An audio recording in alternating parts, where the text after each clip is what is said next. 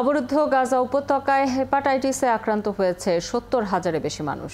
গাজার হাজারো মানুষ বারবার বাস্তুচ্যুত হওয়ায় এত বেশি মানুষ এই রোগে আক্রান্ত হয়েছে বলে মনে করা হচ্ছে। আরও জানাচ্ছেন সৃষ্টি ঘটক।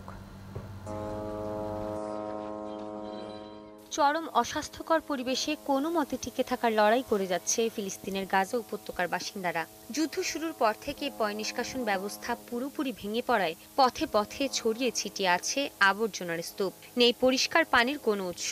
ফলে ময়লা পানি পান আর রান্নার কাজে ব্যবহার করেই লাখ লাখ শরণার্থী কাটাচ্ছেন মাসের পর মাস। একই পানি দিয়ে চলছে কাপড় কাচা আর তারপর গোসল।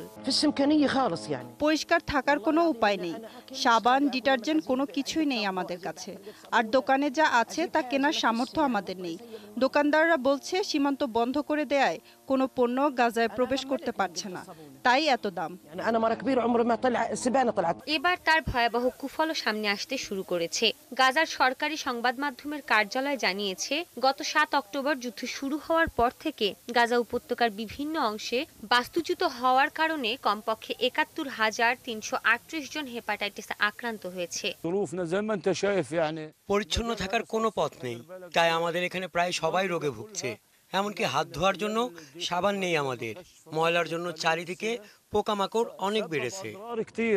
এছাড়া বাস্তুচ্যুত পরিস্থিতির কারণে গাজার ১৭ লাখের বেশি মানুষ বিভিন্ন সংক্রামক রোগে আক্রান্ত হচ্ছে। ইসরায়েলি সেনাবাহিনী প্রয়োজনীয় ওষুধ সরবরাহে বাধা দেয়ায় গাজায় দীর্ঘস্থায়ী রোগে আক্রান্ত প্রায় ৩.৫ লাখের বেশি মানুষ। ইসরায়েলের সেনাবাহিনী প্রয়োজনীয় ওষুধ সরবরাহে বাধা দেয়ায় গাজায় দীর্ঘস্থায়ী রোগে আক্রান্ত প্রায় ৩.৫ লাখ মানুষ বড় ধরনের ঝুঁকির মধ্যে রয়েছে।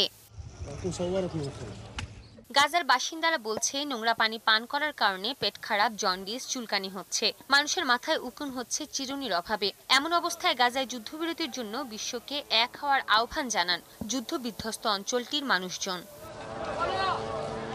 সৃষ্টি ঘটক, ৭১।